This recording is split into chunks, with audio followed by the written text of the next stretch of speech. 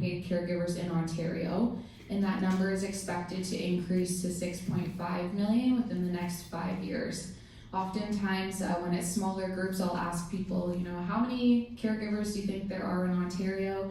Sometimes people might say, 50,000, 100,000. There's a lot more. And sometimes why we don't realize that the number is so high is because people may not identify themselves as a caregiver for a variety of reasons.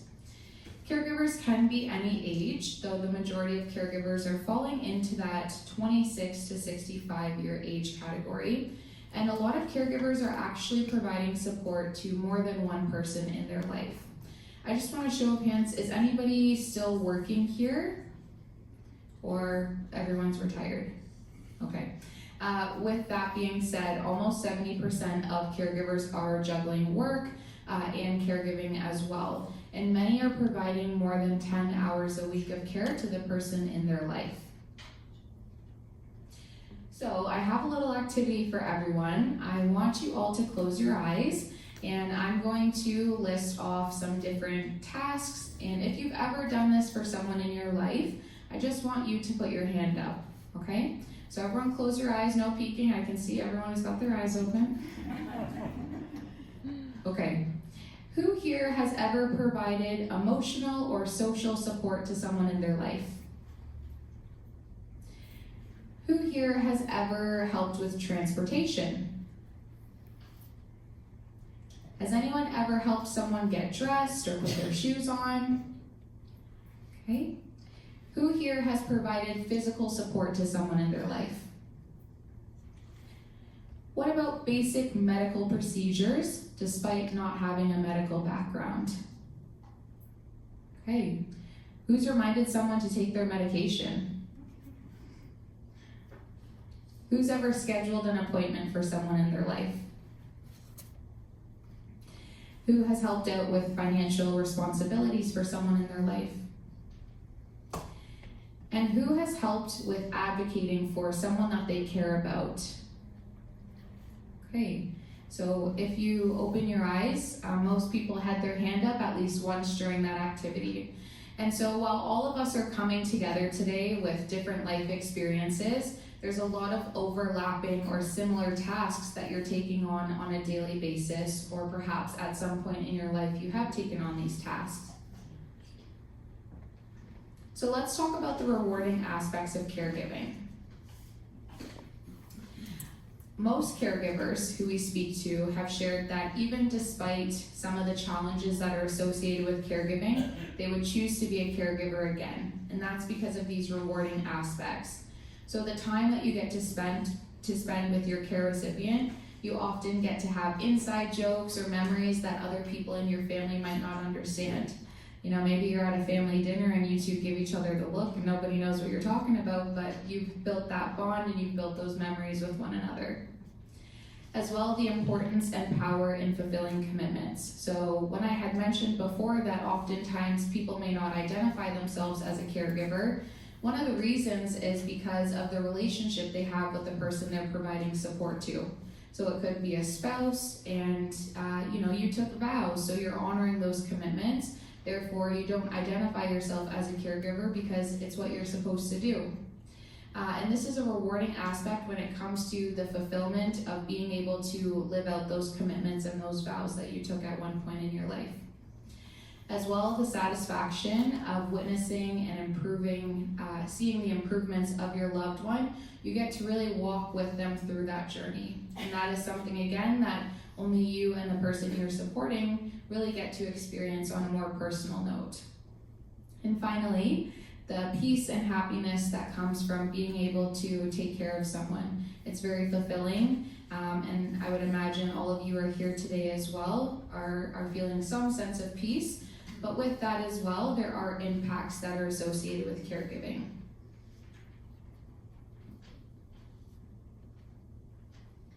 So the first is the time. So 34%, as I had mentioned, are providing more than 10 hours of time per week to someone in their life. So with that being said, you might not be able to do as many things as you once did. Perhaps maybe you are not volunteering where you used to go.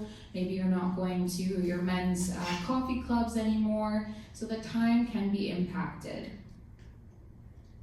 The next thing is work-life balance. As most of you had shared though, you're retired. So for our working caregivers, 43% of caregivers have considered quitting their job because the responsibilities of providing care to someone in their life has gotten to be a little overwhelming.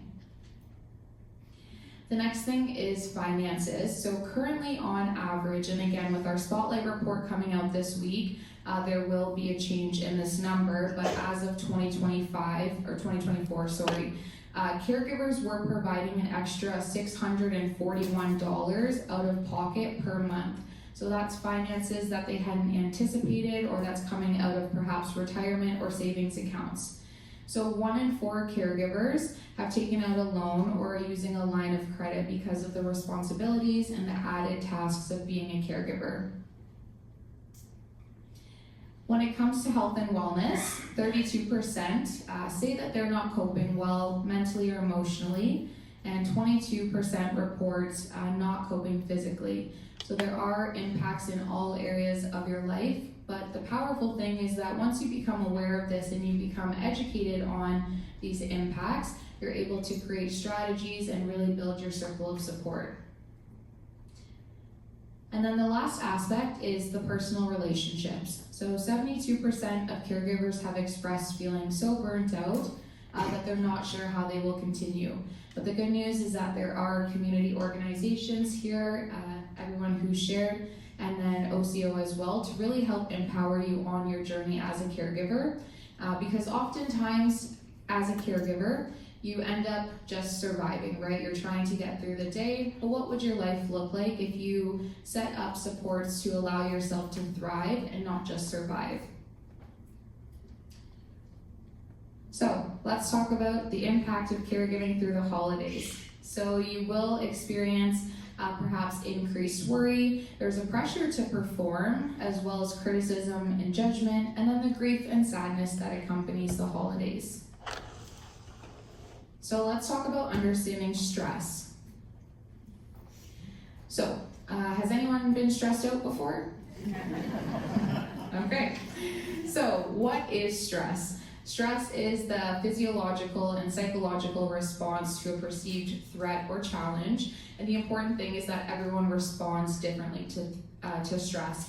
So everyday normal experiences can cause stress. And the important thing is that stress can be positive. There's positive stress and negative stress. So not all stress is bad, but learning which type of stress it is and how to manage it is important. So the demands on us, they feel greater, or they are greater than our resources to manage them. But I'm hoping after today, you can walk away feeling a little empowered with other resources and community supports that are available to you.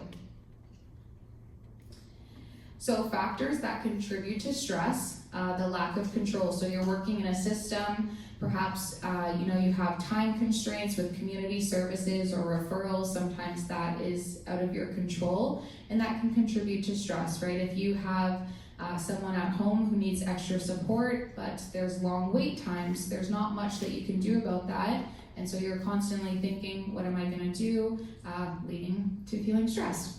As well, the eligibility and availability of services. So sometimes you might not be eligible for specific supports. That does not mean that you should stop seeking support, because if one thing doesn't work out, there will be something else that is available to you, and sometimes it's just about searching for that.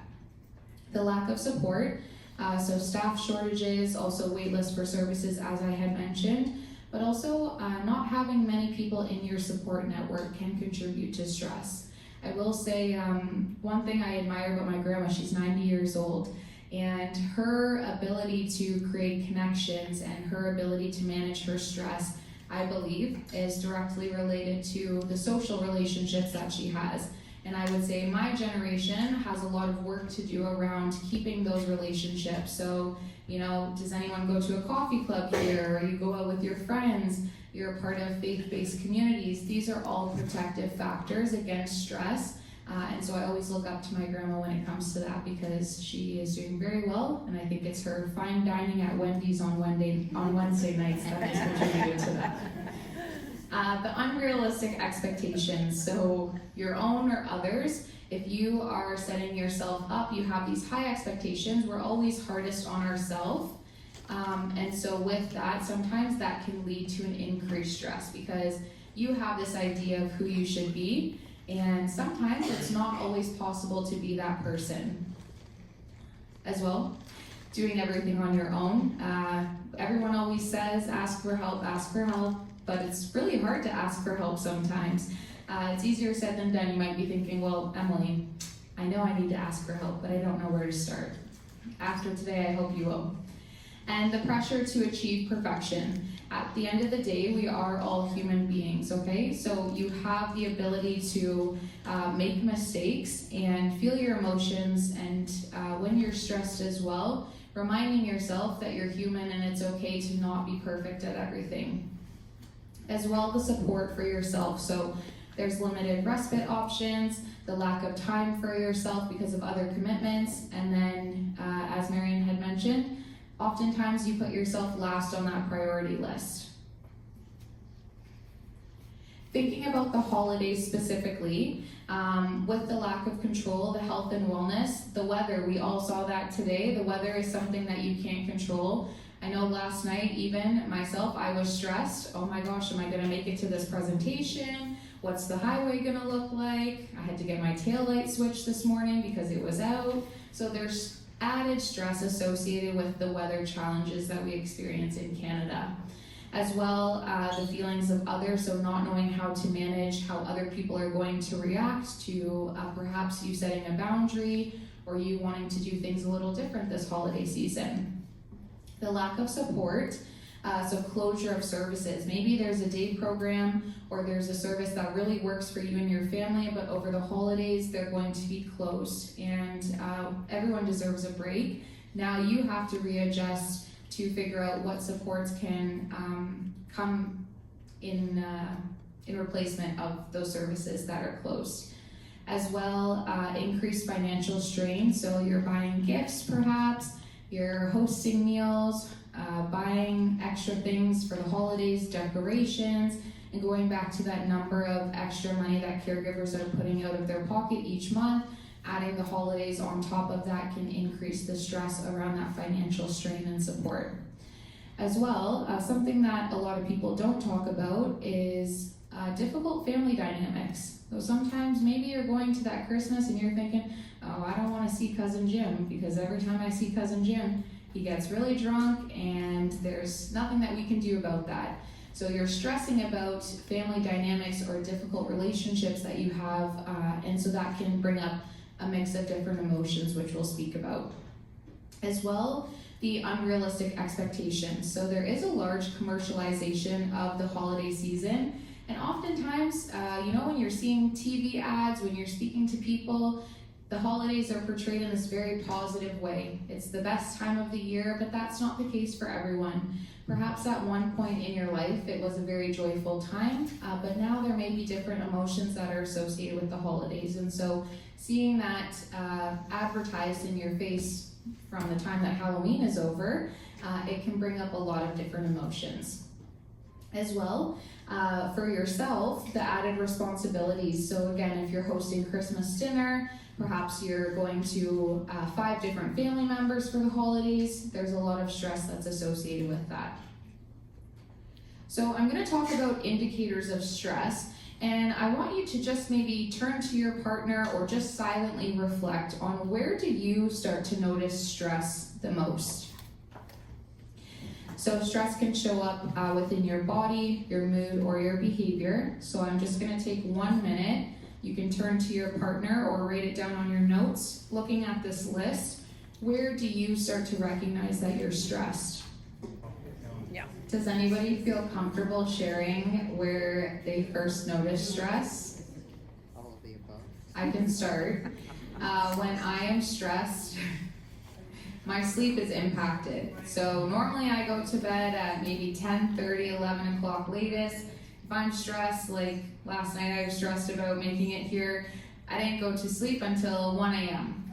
So for me, it's my sleep that's impacted first, and also I may not be the friendliest person to be around. Can anyone relate to that? Okay. Does anyone else feel comfortable sharing where they first noticed stress? You can just shout it out. Joint pain. Shoulders, joint pain, sleep, mood, in the back? Clenching of the jaw, yeah. And sometimes you might not even realize that you're stressed, right? Like you might look down and you're thinking, why do I have a fist made right now?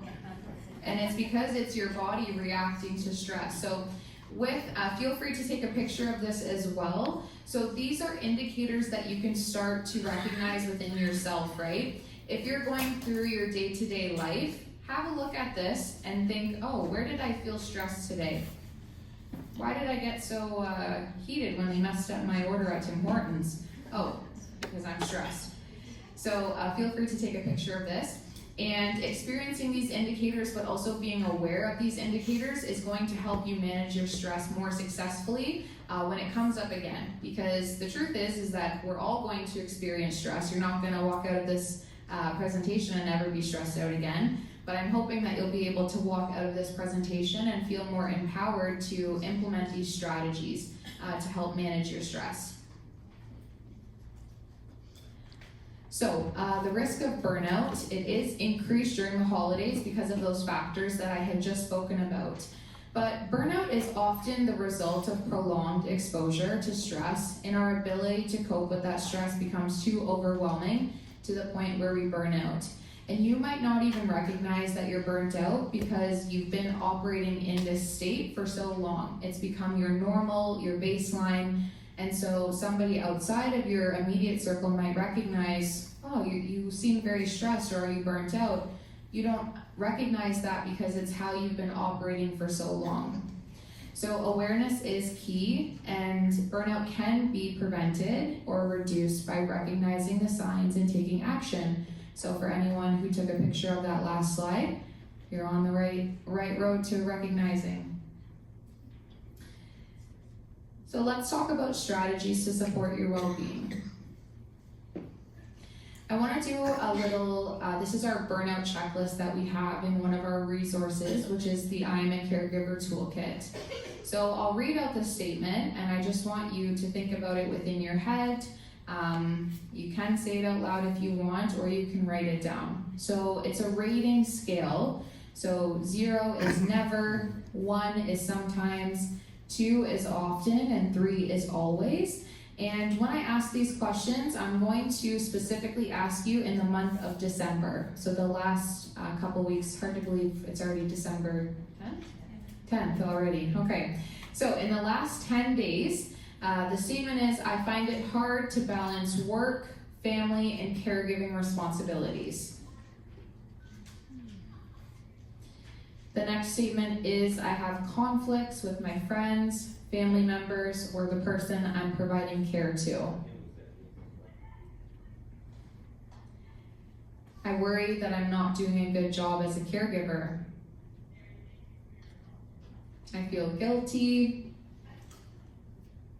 Perhaps you feel guilty for even coming to this presentation. I feel anxious. I feel sad and cry. Here's mine. I have problems with sleep. I experience chronic neck or back pain. And I have tension headaches. So again, you can take a picture of this. Oftentimes when I am interacting with different caregivers, I'll tell them, take 5 minutes at the start of your week or at the start of a day to see where you're at. And what you can do is when you have the number, it will give you a baseline of kind of what category you're falling into. So this is our rating for it. So if you scored a 0 to 10, you're probably managing well. 11 to 15, you may need to seek out some additional support. If you're in that 16 to 19 category, you may be experiencing caregiver stress, and your responsibilities may be taking a toll on not only your physical health, but your emotional well-being. And if you did rate 20 plus to this, you don't need to feel bad about that. you may be experiencing caregiver burnout. And so it's time to seek some professional support. There was some services that were shared already here today.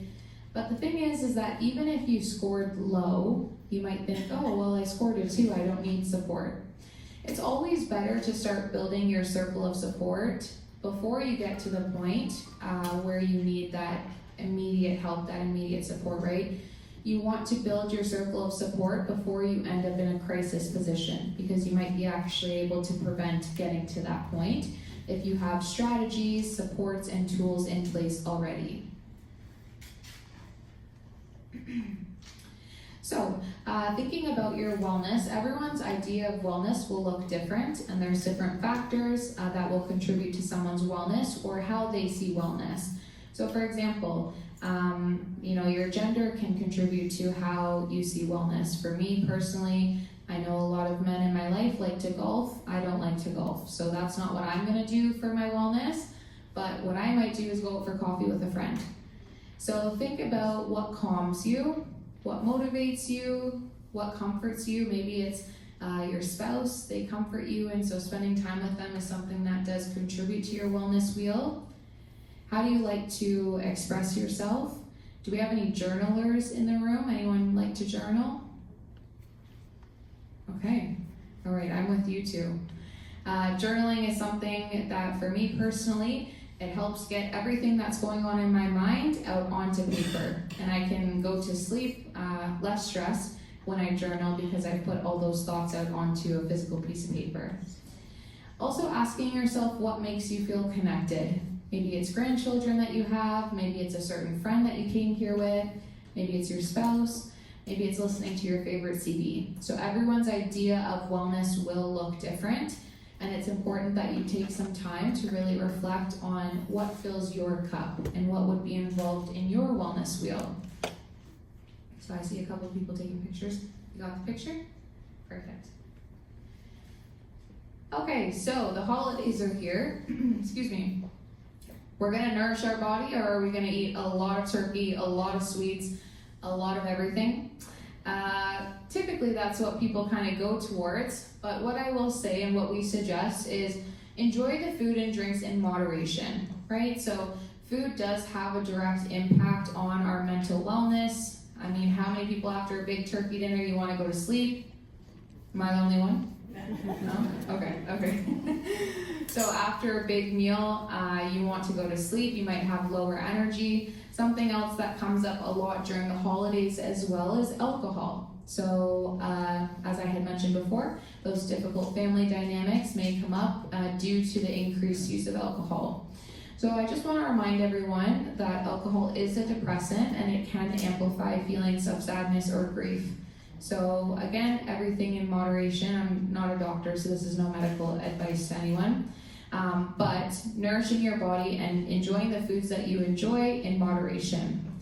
As well, taking the appropriate time to rest. So sometimes if it's hard to rest, even giving yourself a small task, like setting a timer in your phone or setting an alarm for 15 minutes. So I'm going to take a 15-minute break, I'm going to go up to my room, I'm going to listen to my favorite song, and then I'm going to come back down and I'm going to do the rest of the work that I have to do. When you physically set a timer, so even for things like feeling your emotions sometimes, setting a timer for people who are on that hamster wheel of constantly go, go, go, go, go, when you set that timer, it's forcing yourself to actually physically stop and build that time in for yourself. So that is something that we can suggest. And then also taking on the role of guest rather than host. How many people here are hosting people this year? Okay. How many people are guests at someone else's house this year? Now for the guests, has that always been the case or is that something new this year? New? Always, okay, all right. So we got a mix there. Your whole life, I would imagine that you've always been in that hosting position. Allow yourself to be the guest and allow people to be able to lean on you or to be able to support you. And sometimes that's hard if, let's say, your grandchildren, they love your pie, they love coming to your house for Christmas or whatever you celebrate. have those conversations early on and express, I could really benefit from being a guest this year, or this would help my emotional well-being or my physical health if you can host Christmas this year. And it doesn't mean that you're not going to be involved in the process of the holidays. You can still bring your famous apple pie or whatever it is, but taking off some of that mental strain or that stress of, I'm hosting 50 people this year, I don't even know where to begin. If you are still set on hosting, consider having a smaller crowd this year, because even if you may appear to be fine on the surface, hosting for a lot of people, there's a lot of tasks and responsibility that's associated with that. So if you are hosting and you're stressed about that, consider having a conversation with someone in your life, but also if you are a guest, enjoy. The next thing is understand you and your loved one's limits and leave early if needed. Sometimes this is so hard for people. If you go to an event, you don't want to leave too early because it might be seen as rude. You don't want to leave too early because you don't know what other people are going to say about that. But if you and your spouse, let's say you have, or whoever you're supporting, maybe it's a parent, a sibling, a friend, have a code word. And when somebody says that code word, okay, let's say the code word is butterfly, the minute the person in your life says butterfly, you know you're going to get out of there. And what that's going to do is it's going to help both of you be on the same page about, okay, I'm at my limit, well, we need to go. And it doesn't have to be butterfly, maybe a word that will come up in conversation. So have that conversation ahead of time with whoever it is you're supporting so that you're both on the same page and you can both leave early if needed. And feel free to share what your code word will be with me afterwards. So managing worry. Worry is a process that involves thinking about a problem that might happen in a way that can leave you feeling anxious or apprehensive. So a real event worry would be actual problems that are affecting you right now that you can take action on. The hypothetical event worry is worrying about things that have not yet happened, but you're thinking, what if?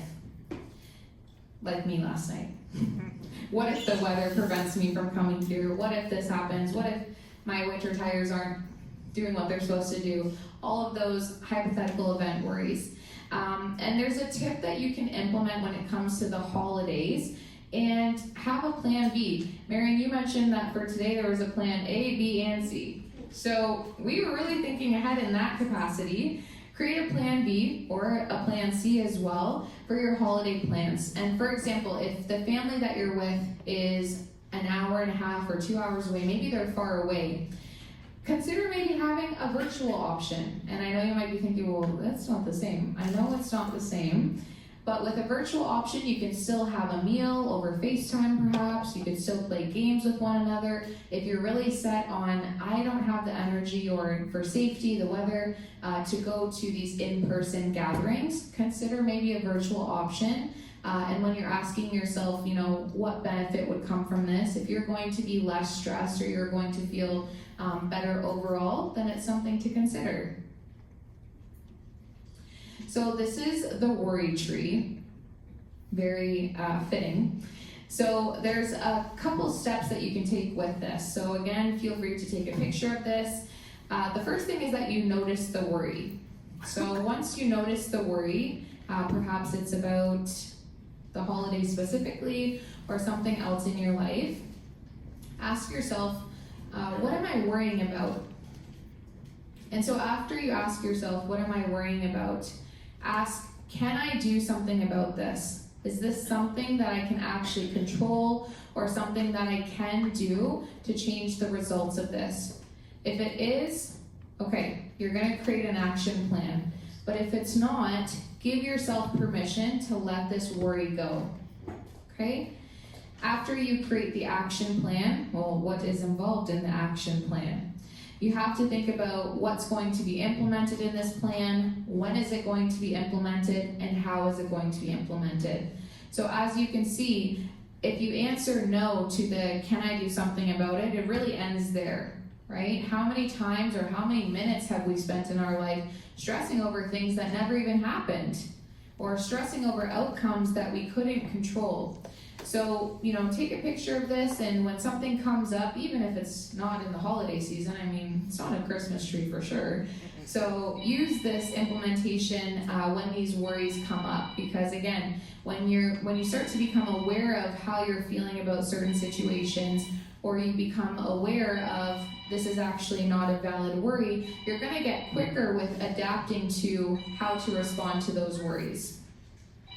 Did everyone get a picture of that? Awesome. Okay, so with managing the pressure, a lot of the times you want to do everything on your own, but it is okay to delegate tasks to your care recipient, whoever you're providing support to. You can still put them to work. I see you two looking at each other there.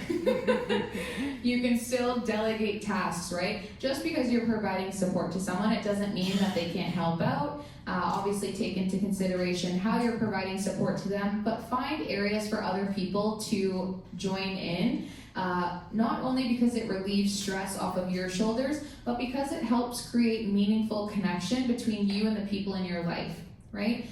So an example I give is before I worked for OCO, I used to work with people who were living with dementia. And when somebody, let's say they had an early stage diagnosis of dementia, their caregiver would say, well, I can't let them do anything. They can't do anything anymore. And I would say to them, is it that they can't do anything, or you're scared to let them do something because of that fear, that worry of something might happen? And oftentimes people can do things still, but we unconsciously, because we want to help them, we take those things away from them. And in reality, it's actually doing the opposite, because you're starting to take away that person's independence in a sense. So ask yourself, what can this person still do? Delegate tasks to family members, friends. Maybe you have a really great church community who's offered to drop off meals. Accept help. Oh, Emily, that's easier said than done. I know. Just try it with one task. The next thing is building your support network, and reduce visiting. If visiting is something that makes you feel very overwhelmed, it's okay to say no to people, right? I would really love to see you. Let's reconnect after the holidays, or sometimes schedule things out months in advance. I can see you on January 16th at 3 p.m. Does that work for you? Okay. As I had mentioned, changing the venue to a virtual setting, or offering to meet at someone else's home, and adapt.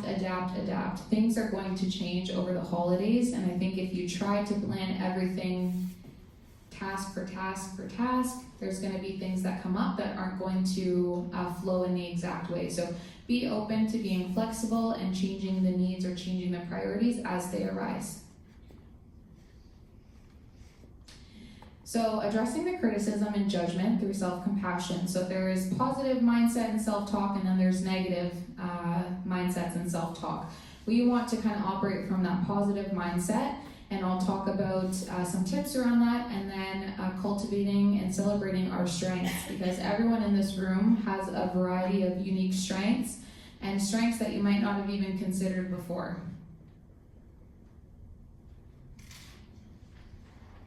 So when it comes to negative and positive, so an example of this is, how many people have said to themselves, I should be more on top of things? Oh my gosh, it's December 10th, I haven't even wrapped my Christmas gifts yet. I haven't even got my Christmas shopping done. I haven't even done all my Christmas baking. We tell ourselves, I should be more on top of things, and what you're doing with that is you're actually putting yourself down in a sense. You're not giving yourself self-compassion, and one way to reframe that is to let yourself know, I'm doing my best, and my best is enough. I'm resilient, and I can handle the challenges that come my way. Another example, I'm the only one doing anything. A lot of the time this can be true, but again, is there people who are willing to help, and have you allowed yourself to receive help with that? Something you can reframe is, my compassion and dedication make a positive impact on those I care for. And what I would add to that statement is, and I deserve help and support as well, right? Oftentimes, if you've always been the person in your life to provide support to everyone else, it can be hard being on the receiving end of that. but I just want to let everyone know here again that you deserve support, whether you're a caregiver now or you have been, or perhaps you're receiving care from someone in your life. You deserve support. I mean, we're human beings, right? Everyone deserves to feel supported, connected, and loved. So let's talk about cultivating and celebrating our strengths. So people who are providing care to someone have a little extra added strength when it comes to these things. And resilience is one, because the ability to withstand or recover quickly from difficult situations. You're always having to adapt. As well, compassion, so you have the ability to translate empathetic feelings into action. You're also probably the person who is going to accompany the person you're supporting to all their appointments, and you're there to really advocate for them and provide support. Does anyone feel comfortable sharing one of their strengths with the group? I would say mine, when I was in a caregiving role for my father, I used humor a lot. And sometimes he wouldn't understand why I was doing it, but it was something that I had to do to get through that. So humor, the ability to laugh and appreciate humor in the situation, that is a strength that I think is underused when it comes to caregiving sometimes. I won't put anyone on the spot, but if anyone does feel comfortable, feel free to just shout out what is something that you're good at.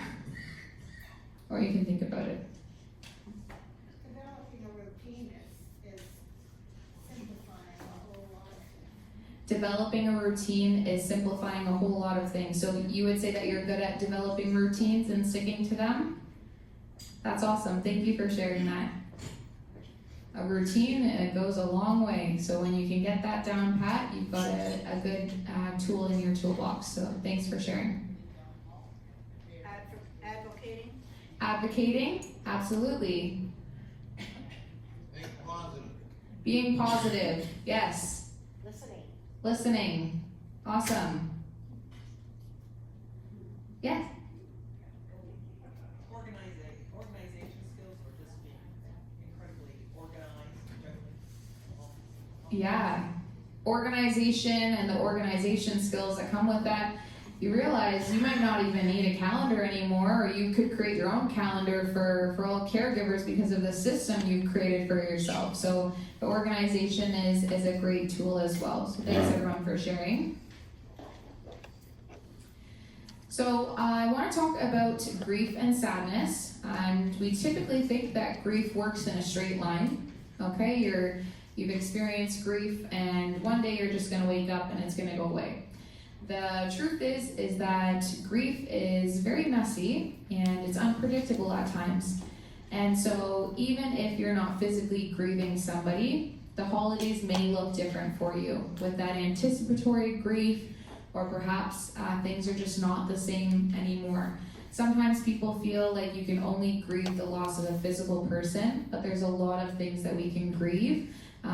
Even in the sense of perhaps the holidays for you now are very different than what they were like before COVID, right? Things have changed. So grief comes in many different forms. So I want to talk a little bit about managing the grief and sadness that may arise over the holidays. So the first thing is that it's important to acknowledge that things may not be the same. And there's nothing wrong with acknowledging it. When you begin to identify that things are no longer the same, you actually take your power back in that sense of understanding, oh, this is maybe why I'm more upset, because I acknowledge that the Christmas this year is not how it was at one point. When you can acknowledge it, so, in the cycle of change, awareness is the first step to actually changing anything, a behavior or habit. And so the same when it comes to grief, acknowledging that things are not the same is actually going to allow you to begin creating new memories and moving forward in a healthy way. It's important to give yourself time to grieve and feel your emotions. Sometimes people feel like there's a certain time period of how long you can grieve somebody or something, but it could be the smell of something that reminds you of something and now you're grieving again. It could be a song, it Could be just seeing somebody on the street that reminds you of someone. Allow yourself to take as much time as you need to grieve and to feel your emotions. And what I had suggested before around setting a timer for caring for yourself, another tip that I can suggest personally is when you feel your emotions are getting to be a lot, for me, I set a timer. So I'll set a timer because I can't cry on the spot. I need to schedule my crying because I have so many other things I need to do. So I'll set a timer. It's funny, but it works. I'll set a timer for 5 minutes or 10 minutes. And so during that time, I allow myself to cry, do whatever I have to do to release those emotions. And then once that timer goes off, I wipe my tears and I get back to it. But you might think, well, what is that actually doing for you? Your body's releasing the emotion, so it's not getting stored up in your physical body. You're actually giving yourself permission to release what has been arising within you. So also, when people are grieving, sometimes it feels uncomfortable to talk about people who are no longer there, talk about past memories. But it's important to reminisce on past holidays and the positive experiences that you have shared with your loved ones. So if there was a special family tradition that you used to do, maybe you don't do it anymore, but talking about it still gives you that similar feeling to engaging in that tradition. Reminisce on the past holidays with the people that you love, or perhaps even on your own in a journal, or talking about it with a friend, maybe even a stranger in line at the grocery store. Give yourself permission to keep talking about those things that have brought you joy.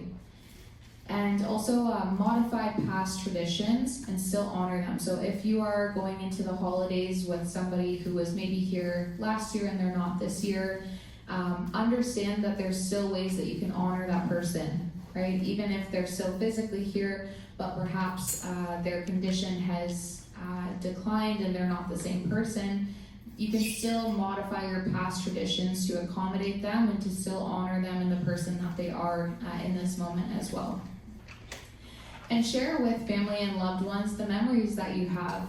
Something that's a quick and easy tool is when you're going around at your dinner that you have with your family, have everyone share what's your favorite holiday memory. And I'm guaranteeing that there will be a couple laughs, maybe a cry here or there. But opening up this space to have conversation around the things that we may not typically talk about. And then the last thing, which I've said a few times today, is give yourself permission to be human. You don't need to put on a show. If you are not feeling in the holiday cheer and the Christmas spirit, that's okay. Recognize today is not my day, or this year is just not my year, and that's okay. You're a human being, and we're all going to experience the holidays differently. And so when you can recognize where you're at in this moment, you're going to be able to move forward in a more positive way. And lean on your circle of support. So connect with community supports such as the Ontario Caregiver Organization. If you're supporting someone with a specific disease or condition such as dementia, connect with the Alzheimer's Society, the Parkinson's Society. And something else that I recently learned, I was doing a presentation for, it was the city of Elmer, and all of the caregivers there started to share about local businesses that did hot meals, and they were like $8. And so leaning on local businesses, even if there's your favorite place is everyone from Burlington or around the area? Okay, so if there's one spot that you know of that does the best turkey dinners, lean on them, right? You can order takeout. I mean, that sounds like you think, oh my gosh, takeout for Christmas dinner, but if there's a good meal and it's available to you, lean on local businesses that are doing hot meals, or even as you're having the food drive today, a lot of people, I would say, before COVID would have never accessed things like support around food, but we're seeing that is increasing and more people are leaning on community supports. Lean on friends and family. That's my grandma I was telling you guys about, who's 90 years old. And so lean on friends and family and stay connected with your community. So social groups, if you have a faith-based community that really, whenever you leave these spaces, you feel energized, you feel connected, you feel heard, and you feel loved, lean on these places, and also volunteering. Does anyone here volunteer? Oh, okay, awesome. So continuing to do those things throughout the holidays or just after them, but leaning on your circle of support because you all deserve support. So let's talk about OCO and how we can help. So I will say all of our services are free of charge. We do offer our services in both French and English. And for specific programs that I'll speak about, we have adaptations in different languages or supports for specific communities. So the first thing, a good place to get started is exploring our website. So it's ontariocaregiver.ca. And we have monthly e-newsletters that come out for caregivers. So they will share what's going on with OCO, but also they'll provide updates about different services and supports. We also have a weekly newsletter. This is one of my favorites. It's called the 90-second newsletter, and it comes out weekly. So they have timed it. It does take 90 seconds to read. So if you're in a rush as a caregiver, you can read this. They'll have past webinars that are shared. There will be quick tips and tricks to help you throughout the week as a caregiver. We also have quarterly e-bulletins for care providers. So if any care providers here are interested, the bulletins will help provide tips around supporting the caregivers that you work with. And then connecting with us on social media as well. So we're on LinkedIn, YouTube, Facebook, and Instagram. So we offer a variety of education and resources. So we host monthly webinars. Our webinars are offered twice a month, and they're on a variety of different topics. So one thing that I love about OCO is that all of the webinars are live and recorded. So if you can't commit to, let's say, Tuesday at 12 p.m., but you're still interested in the topic that we're having, the webinars are posted afterwards to our YouTube channel or on our library on our website. If you register for the webinar though, you'll get the direct recording. So, as I had mentioned, so one upcoming webinar that we have is why do I feel this way? So understanding grief and dementia caregiving. So this is going to go through the different types of grief, including ambiguous or anticipatory grief that can be associated with someone who's living with memory changes. So this webinar is happening on Thursday, January 8th, and then it's going to be repeated again on January 15th. We do have this available in French as well, if you are bilingual yourself or you know of any bilingual speakers.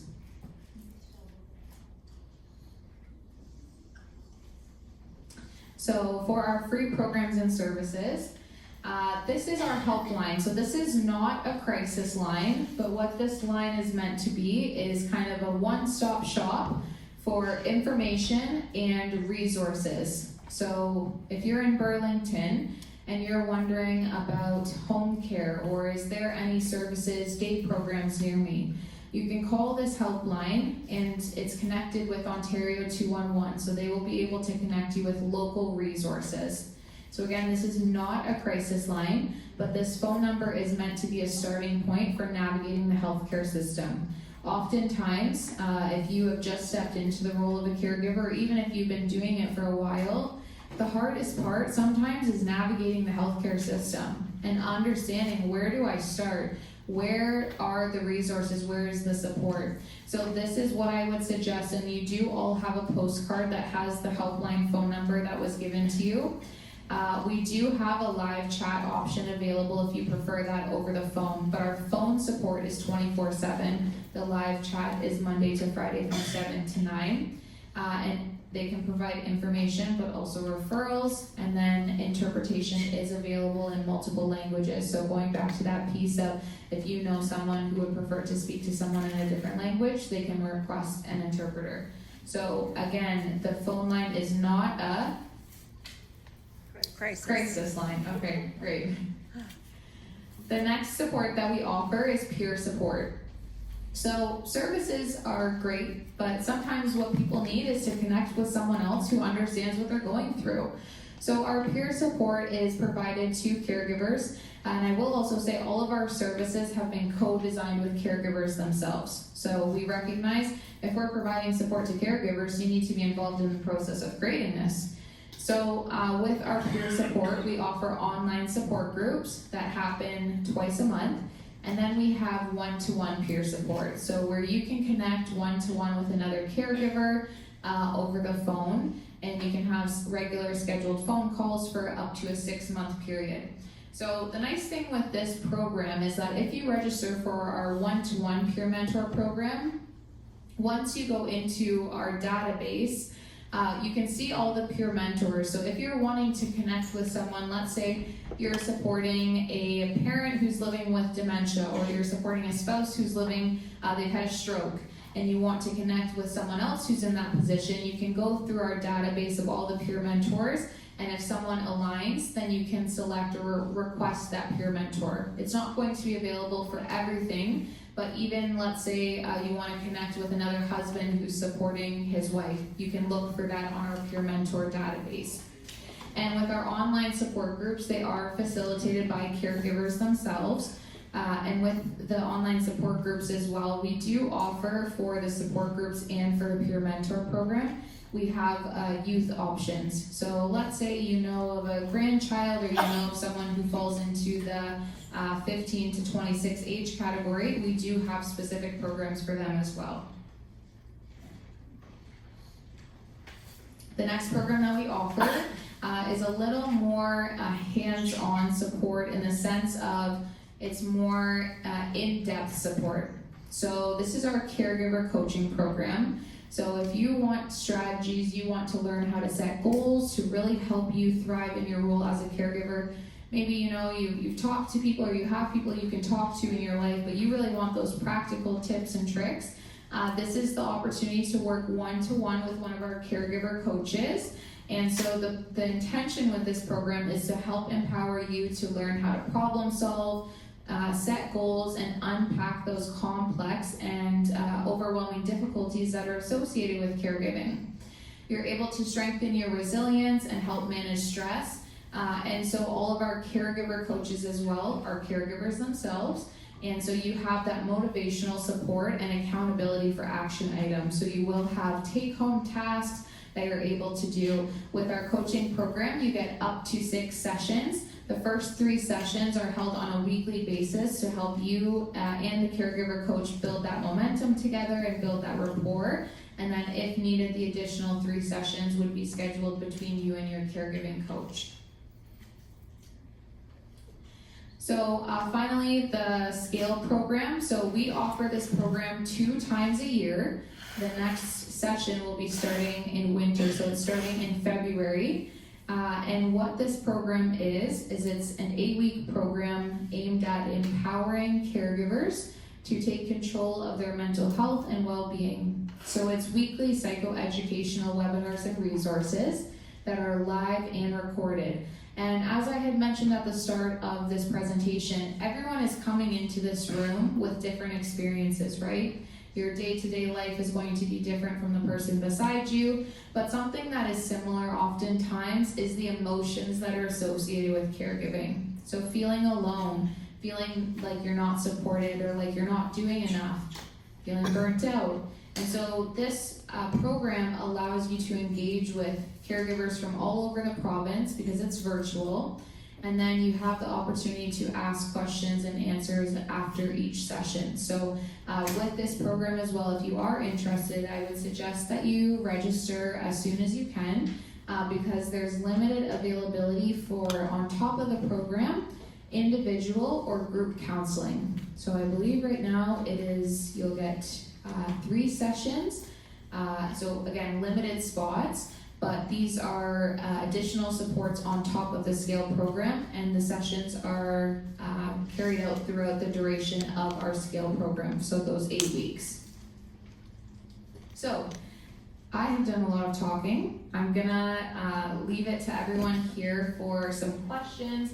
If anyone has questions afterwards or they want to connect with me personally, that is my email. And then I'll talk about the evaluation afterwards. So, questions, anyone?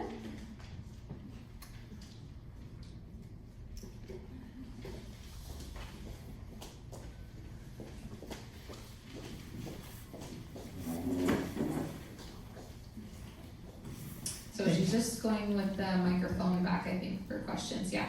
Thank you, it was tremendously informative. Can you speak to the Ontario Caregiver Tax Credit financial aspect? I know it exists, I just don't know how that works. So the Ontario Caregiver Tax Credit is separate from our organization. Maybe Neela, would you have any information on that? Sorry, I'll actually give you the exact number. If you are an Ontario caregiver, there is a tax credit. The way, my understanding, and this isn't tax advice because I've not really used it on a tax basis. The reason why it's a little bit teeny, it's a little bit difficult to use is because it's a certain percentage of income, and if you're beyond that threshold, the amount, I wanna say, and I could be very wrong about this, might be around $2,300, so it's fairly low. But I'll be here in January, so what I'll do is I'll investigate and get you the rules for that and how to use it. Thank you.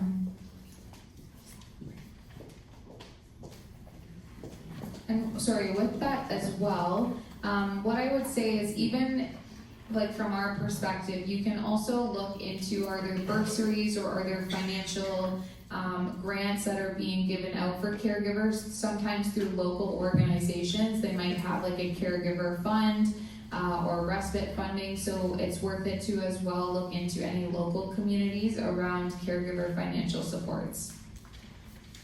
I'll just add to that. So one of the educational partners that's joining us next year is Peter Curtis, and his company is called Disability Tax Results.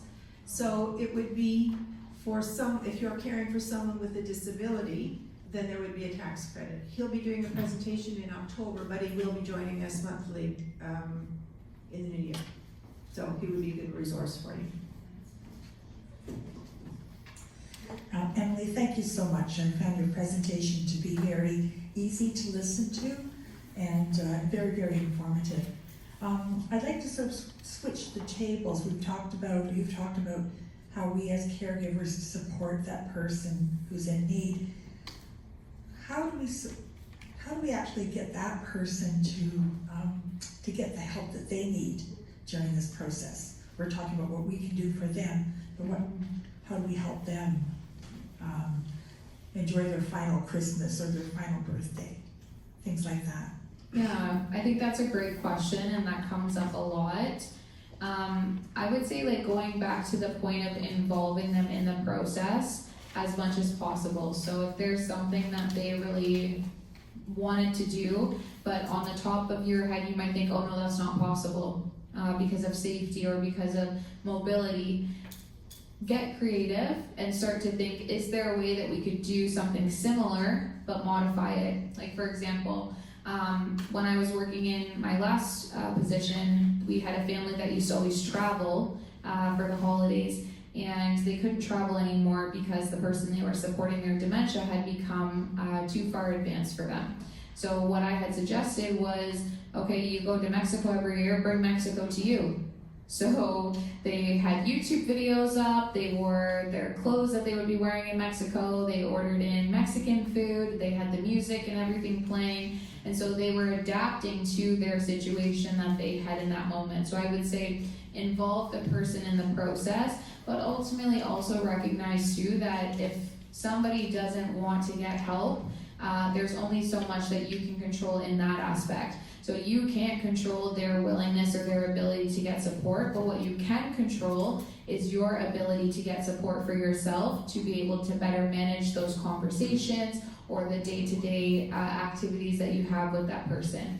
Because thinking about it from the other perspective as well, if you're somebody who is now receiving care from someone in your life, sometimes there's a lot of pride that's associated with that, or unintentionally sometimes that person may feel like they have a loss of dignity, and so it can be a very overwhelming experience as well. And so putting yourself into their shoes in the sense of, you know, if I was in their position, I wouldn't want someone coming into my house and telling me to undress to have a shower, like certain things like that, right? So I would say having that empathy, but involving the person that you're providing support to as much as possible in every process, right?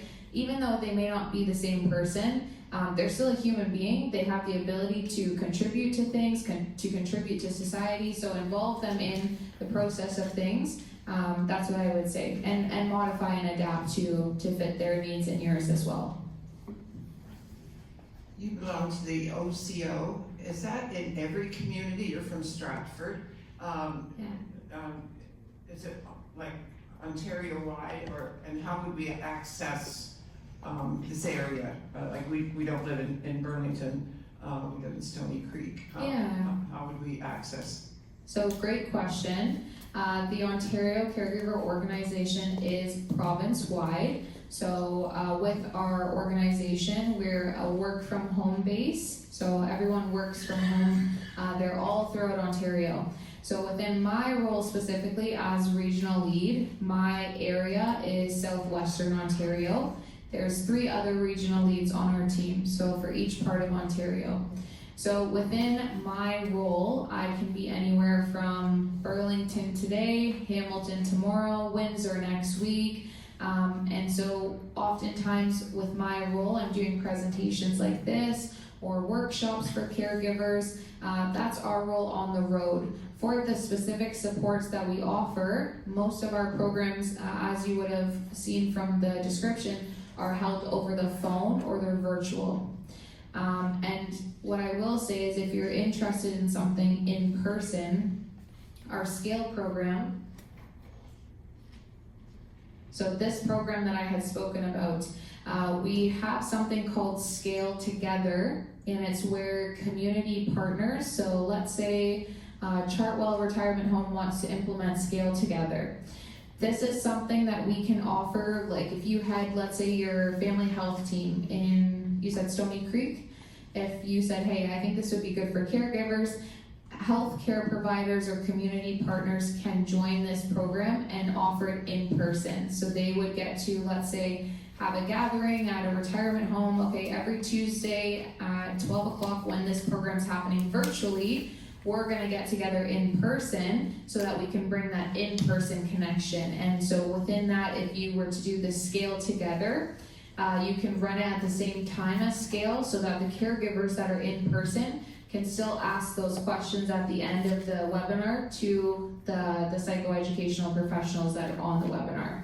So yes, most of it is online or over the phone, but you can also call the helpline to see is there in-person supports for caregivers outside of OCO. That could be a good start as well.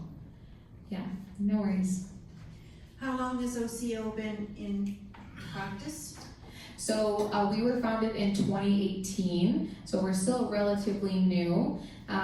But what had happened, if you're curious about it, there was the Janet Bede Impact Report, and so her findings from that report had essentially come to the conclusion that there needed to be an organization in Ontario that was specifically for unpaid caregivers, that was separate from the government but received funding from the government. So we are a not-for-profit.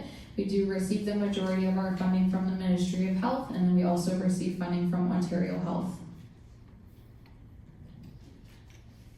Yeah, so 2018.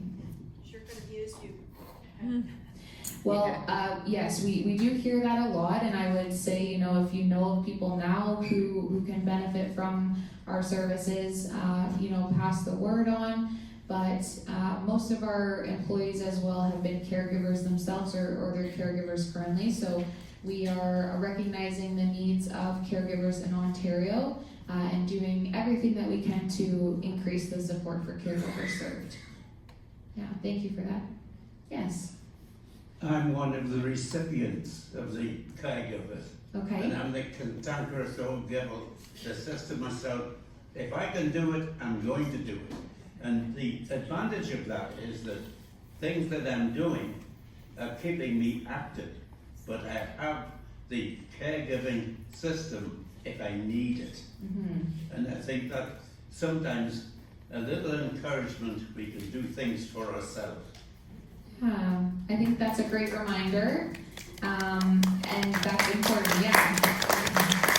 You should tell us how old you are. 94. Oh, wow. Yeah. Awesome. You bring up a great point, right? And what I had mentioned throughout the presentation is that just because somebody's receiving care, it doesn't mean that they can't do other things. So I think you even sharing that is a reminder to everyone. And you don't do it from a malicious intention. It's just you want to help people. The time aspect is just faster if I do it. But what would your relationship look like with the person you're providing support to if you involve them more in the process? So thank you for sharing that. I have a problem. I have 2 daughters and they both want to help me. Ah. And when they cook for me and themselves. Ah. So I don't have very much to do there. Well, I don't know what to say to that. Thank you for sharing that. Does anyone else have any other questions? So I will say, just to kind of finish up my portion of things, the evaluation, did they have it in? Okay. So basically the evaluation is just really saying, should I keep my job? What other resources can we offer? So if you could just answer that honestly. And in the comment section, if you do have any feedback, we read every single form. So yeah, that is it from me. Thank you.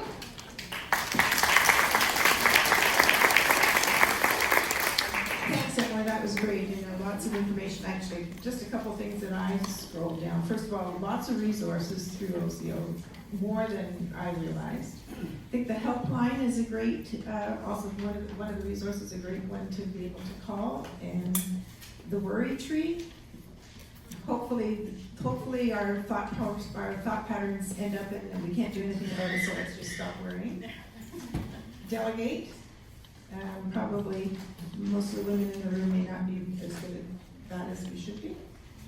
Modified traditions. So in my own family, my kids are growing. I've got a daughter that's moved away.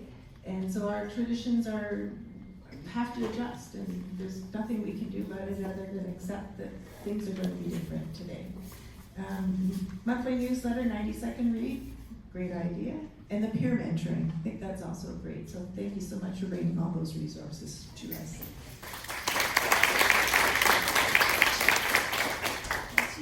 Once again, the slide is here all the time. Plan ahead. There's nothing different that you're going to hear from anybody. Just plan ahead for something will come up. Once again, this session is being videotaped and it will be available on the website. I will send out the video recording probably, I don't know when, if we'll get to it before Christmas, hopefully. But I've also just been having some trouble with my email, and just the service provider that I'm using has been blocking. If you've got an Outlook email or a Hotmail, those type of Microsoft email programs, they're coming back to me. So I'm working on getting that resolved. If you haven't been getting my emails, please just let me know, and I will do whatever I can to make sure that we're connected. But if you're on this my distribution list, you should be getting emails from me on a regular basis, letting you know what's coming and the replay from the previous one. And having said that, so the sessions next year, so I'm now just taking the registrations for the sessions from January to June. There's a list of topics on the table at the back. Starting in January, there's one that you're not going to want to miss, and it's the fellow that's coming. His name is Dave Oswald, and his company is called Forensic Restitution. He's going to be talking about frauds and scams, but more so, Jeanette, you probably help me out here a little bit, but once someone has been defrauded or has been scammed, he's kind of the next guy in line and who helped to either resolve it or dig to the bottom of it and determine what it is that's happened, and how then from his experiences, we can learn how to avoid and protect ourselves. So it'll be a great session starting in January. Once again, thanks to everybody here and for your support over the last 30 some odd months. It's been great. I look forward to having you back in 2026. Thank you again for the food drive. We've got 2 full bins at the back, which will be going to the Burlington Food Bank tomorrow. And now, some fun. Where is pull out your raffle tickets, please. We're gonna have it. All set. Where are they? Little basket. Oh, right beside me. Okay. Where we start? Thanks everyone for playing.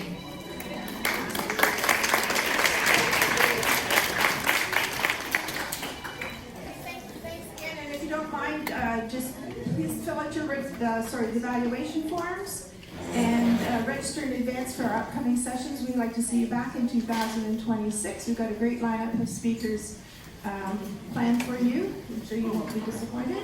And once again, thank you very much and have a very Merry Christmas, Happy Hanukkah, a great December, and all the best in the holiday season. Thank you.